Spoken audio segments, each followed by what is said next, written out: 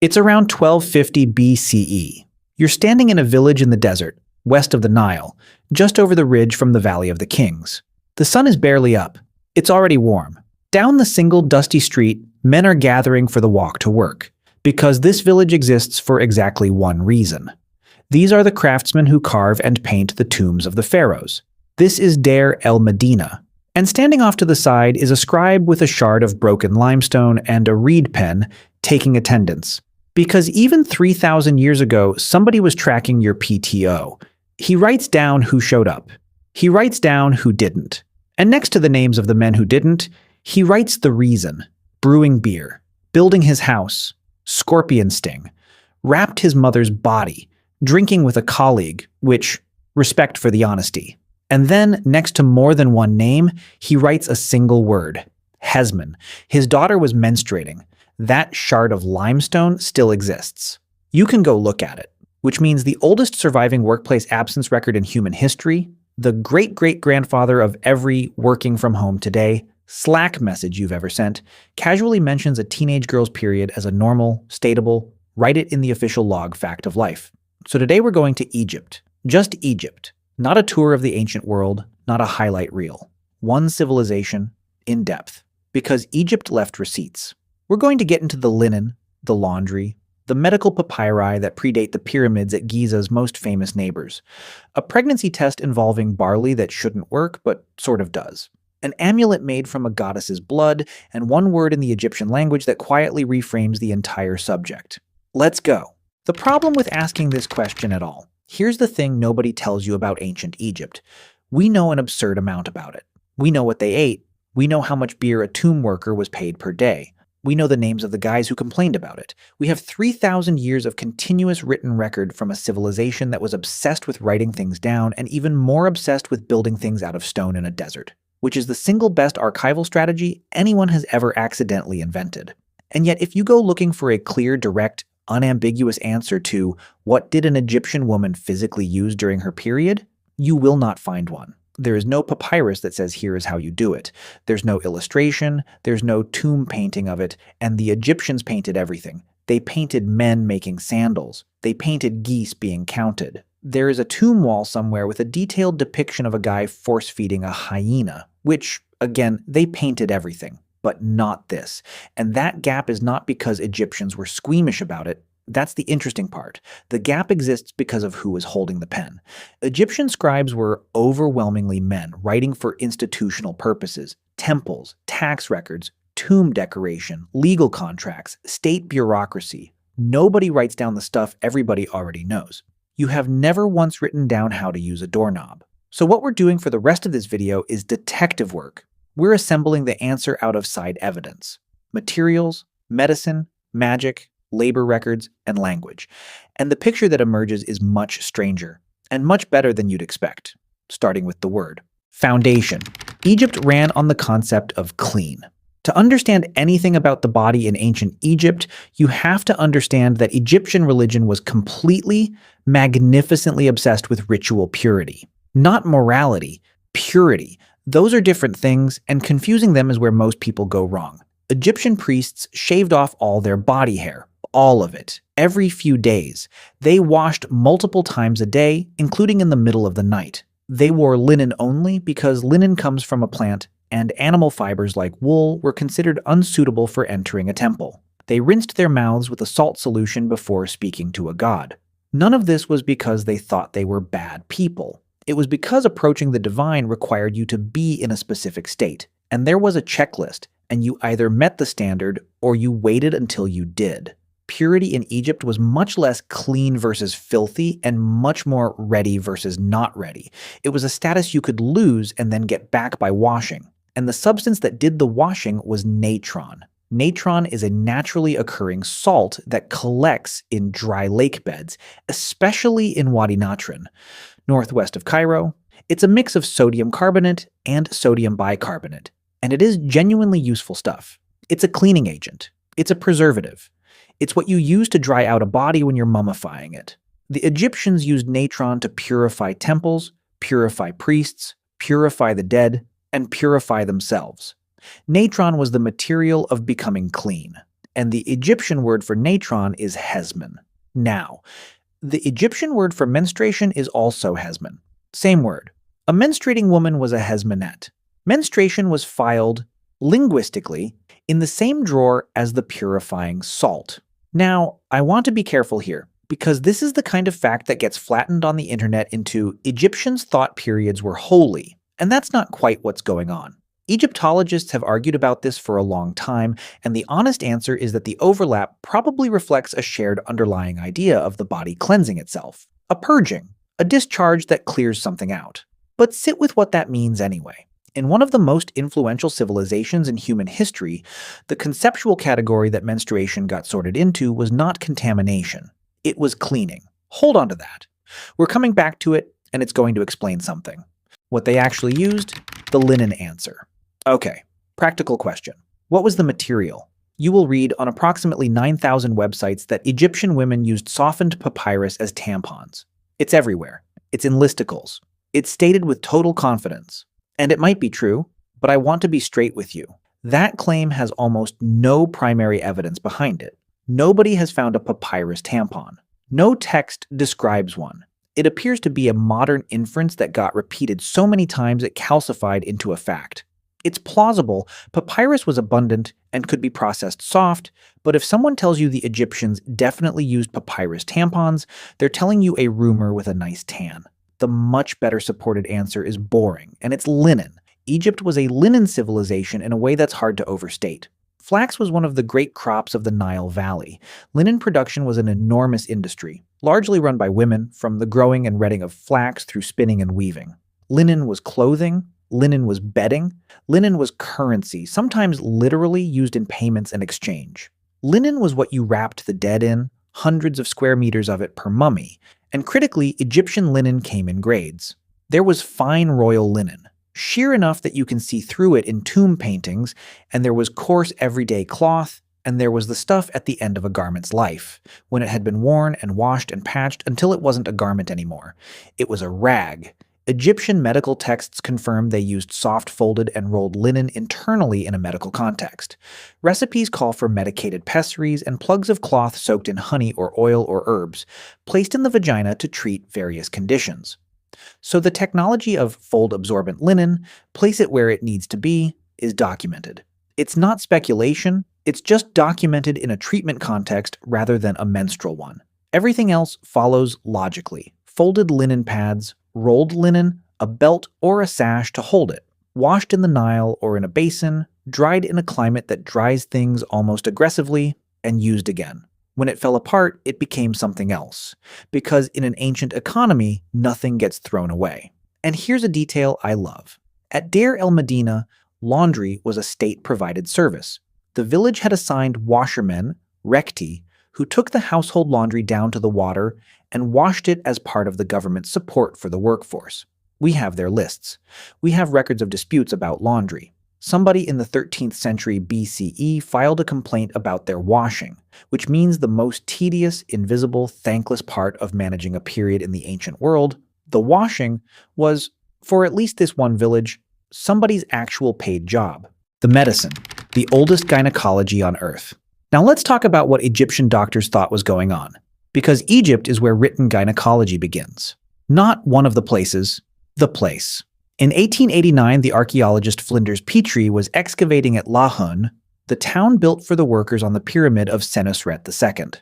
He found a papyrus badly damaged in fragments. It dates to around 1825 BCE.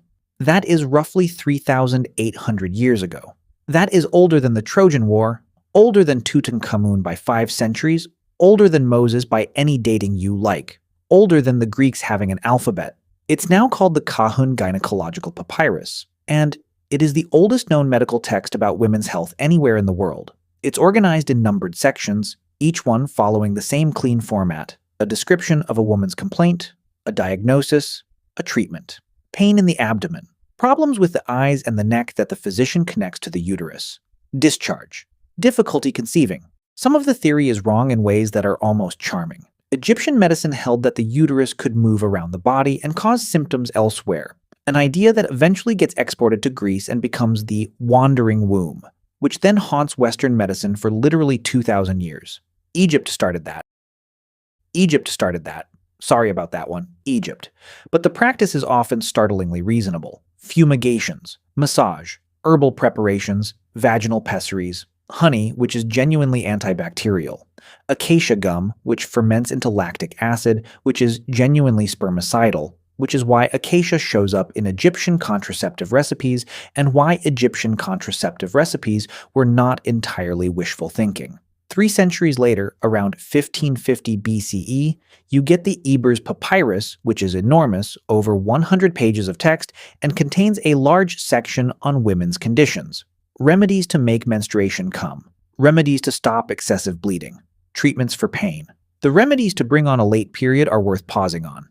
That category of medicine, substances to restart a stopped cycle, exists in basically every ancient medical tradition, and it always sits in an interesting gray zone because a drug that restarts menstruation and a drug that ends an early pregnancy are frequently the same drug. Egyptian texts don't editorialize about this. They just list the recipe, which tells you something about how the whole subject was handled. Not with horror, with a recipe. The barley test. I have to tell you about the pregnancy test because it's my favorite thing in Egyptian medicine. There's a text, preserved in the Berlin Papyrus and in a later copy, that gives the following instructions. Take barley, take emmer wheat, put them in separate cloth bags. Have the woman urinate on them every day. If the barley sprouts, she is pregnant with a boy. If the emmer sprouts, a girl. If neither sprouts, she is not pregnant. Now, obviously, the sex prediction is nonsense.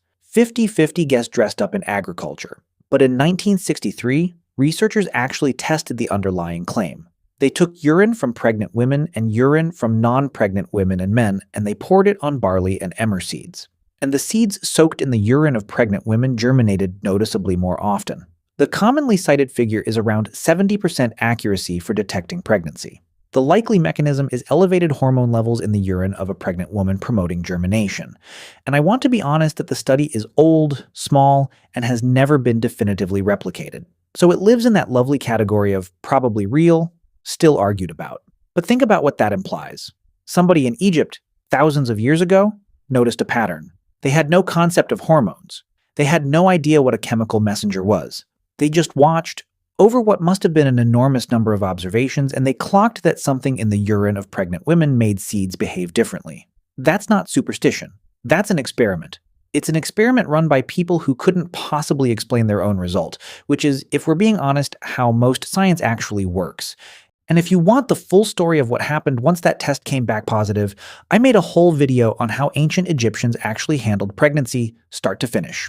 And notice what a pregnancy test implies about menstruation. It implies women were tracking. It implies a late period was a known, recognized, meaningful signal, and there was a documented procedure for figuring out what it meant. The absence records, and the thing we can't quite read. Back to Deir el-Medina and that shard of limestone. The village is the single richest source we have for daily life in the ancient world, because these workers were literate and they wrote on rock, and rock survives. We have their letters, their laundry lists, their court cases, their love poems, their doodles, their complaints about their bosses, and we have the attendance records. The most famous one dates to the reign of Ramesses II, around the 40th year of his reign, and it's in the British Museum. It lists workmen and why they were absent. And more than once, the reason given for a man's absence is that a woman in his household, his wife, his daughter, his mother, was menstruating. Here's where it gets genuinely unresolved, and I think the uncertainty is more interesting than a clean answer would be. We don't know why that meant he stayed home. One reading, it was practical. If the women of the house were temporarily out of the normal run of household work, somebody had to do it, and that somebody was him. It's a domestic labor story. Another reading, it was about purity. Not in a shameful sense, remember Hesman, but in the procedural Egyptian sense of a household temporarily being in a different state, requiring particular handling before normal activity resumed. It's a ritual story. A third reading, and this is where the debate gets sharp. There are references at Deir el-Medina to something translated as the place of women, and some scholars have suggested a structure outside the village walls that women used during menstruation. Other scholars think that reading stretches the evidence well past where it can go. The Egyptologist Jana Toivari Vitala did careful work on exactly this question, and the honest conclusion is that we cannot confirm it. So put those three readings side by side and admit we don't know which one is right, or whether it's some blend of all three. But notice what all three have in common. In every reading, a woman's cycle was a fact that the state's own labor bureaucracy accommodated. It went in the log. It was an acceptable reason. Nobody appears to have been penalized for it. Ancient Egyptian tomb construction, one of the most demanding, prestigious, deadline-driven state projects in the ancient world, simply absorbed it as a normal cost of having a workforce made of human beings with families. Let that sit for a second, and then go think about your own workplace. The blood of Isis. There's one more piece, and it's the strangest. Among the most common amulets in all of ancient Egypt is an object called the tayyat. It looks a bit like an ankh with its arms folded down. It's often called the knot of Isis, and it's frequently made of red material: red jasper, carnelian, red glass, red faience. The Book of the Dead, spell 156, gives instructions for placing a tayyat of red jasper at the throat of the deceased, and the words of the spell invoke the blood of Isis, her power, her magic, as protection for the dead person in the afterlife. Egyptologists debate how literally to take the blood connection and whether menstrual blood specifically is meant, but the association between the amulet, the color red, the goddess, and blood as a source of protective power is right there in the text. So here's the picture. In a civilization where the flooding of the Nile, the single event the entire country depended on for survival, arrived every year carrying reddish-brown silt down from the Ethiopian highlands, where fertility was the organizing principle of the state religion, where the goddess who reassembles her murdered husband and conceives a child from him is arguably the most beloved figure in the pantheon. In that civilization, blood associated with the female body shows up not as something that ruins crops or kills bees, which is what a certain Roman encyclopedia writer would claim about 1500 years later, but as something you put around the neck of your dead to keep them safe forever. That's a different universe. Now here's the part that changes the question. Everything up to now has been about how: materials, medicine, records, magic. But there's a question hiding underneath all of it, and once you see it, you can't unsee it. How often did this actually happen? Because a modern woman in a wealthy country with good nutrition, 1 or 2 children or none, and a few months of breastfeeding will menstruate something on the order of 350 to 450 times in her life. That's the modern baseline. That's the number we all quietly assume is just what a female body does. An ancient Egyptian woman's number was nowhere near that. Start with menarche. Onset of menstruation is strongly tied to nutrition and body fat. And in a pre-industrial agricultural society with seasonal food stress, it arrived later. Then marriage, which for many Egyptian women happened in their mid-teens. Then pregnancy, and pregnancy, and pregnancy. In a society with high infant mortality, where large families were both desired and necessary. And then breastfeeding. The Egyptian wisdom text known as the Instruction of Ani tells a young man to remember that his mother nursed him for 3 years. 3 years, and extended frequent breastfeeding suppresses ovulation. That's lactational amenorrhea, and it's real physiology, not folklore. Stack it up. Later start. Early marriage. Repeated pregnancy. Years of nursing between each one. A shorter life. And the arithmetic comes out somewhere in the range of a few dozen menstrual periods across an entire lifetime. Estimates vary, and nobody can give you a hard number, but every serious attempt lands enormously below the modern figure, which flips the whole thing around. We've been asking how an Egyptian woman managed her period as though it were the constant background rhythm of her adult life, the way it is for a modern woman. For a great many Egyptian women, it wasn't the rhythm at all. It was the interruption. It was the thing that showed up in the gaps between pregnancies and nursing, relatively rarely. And when it did show up, it carried an enormous amount of information. It meant not pregnant, which in a society where children were survival, security, labor, inheritance, and the continuation of your name, which the Egyptians believed was the actual mechanism of immortality, was not a small piece of news. That's why there's a pregnancy test. That's why the medical papyri are so much more interested in bringing a period on and infertility than in managing flow. We've been reading their priorities as a gap in the record. It's not a gap, it's the answer. They wrote about what mattered most to them, and what mattered most was the signal, not the logistics. The logistics were solved. It was linen. Everybody knew.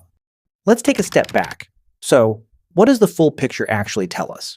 First, the material was never the problem. Linen was everywhere. Egypt was drowning in linen. The physical challenge of absorbing menstrual flow was solved thousands of years before anyone thought to write about it, in Egypt and in every other society, using whatever soft absorbent thing was locally abundant. Nobody was struggling with the fabric. Second, the category was everything. This is the reframe, and it's why we spent time on one word: Hesman, purification, not pollution. Egypt sorted menstruation into the same conceptual bin as the salt you clean a temple with. And the downstream effects of that single categorical decision show up everywhere. In a scribe writing it plainly in an official log, in doctors treating it as a routine clinical subject, in a red amulet protecting the dead. Compare that to societies that sorted it into the contamination bin, and you get isolation, exclusion, and shame. Same biology, same materials, wildly different lives. The culture was always the variable. Third, and I want to be careful not to oversell Egypt here, this is not a story about a feminist utopia in the desert. Egyptian women had genuinely remarkable legal standing for the ancient world. They could own property, buy and sell it, enter contracts, testify in court, initiate divorce. That's real and it's unusual. But this was still a deeply hierarchical society. Women were largely excluded from the scribal and administrative class, and almost everything we've discussed comes from a literate, comparatively privileged village attached to a royal project. The peasant woman working a field in the delta left us nothing. She's the majority, and she's invisible. Fourth, we only know any of this by accident. The scribe at Deir el-Medina was not documenting women's lives. He was doing payroll. He wrote Hesman on that limestone because he needed to justify a labor shortfall to his supervisor, and he wrote it on a rock instead of papyrus because rock was free. Everything we know about that girl's life comes from a bureaucrat cutting corners on stationery, which is, when you think about it, how most of the human past reaches us. Not through the monuments, not through the things built to last, the temples and the obelisks and the colossal statues designed by kings specifically to make sure you'd still be looking at them in 3,000 years. Those tell you what power wanted you to think. The real stuff, the daily texture of being alive, survives by pure luck.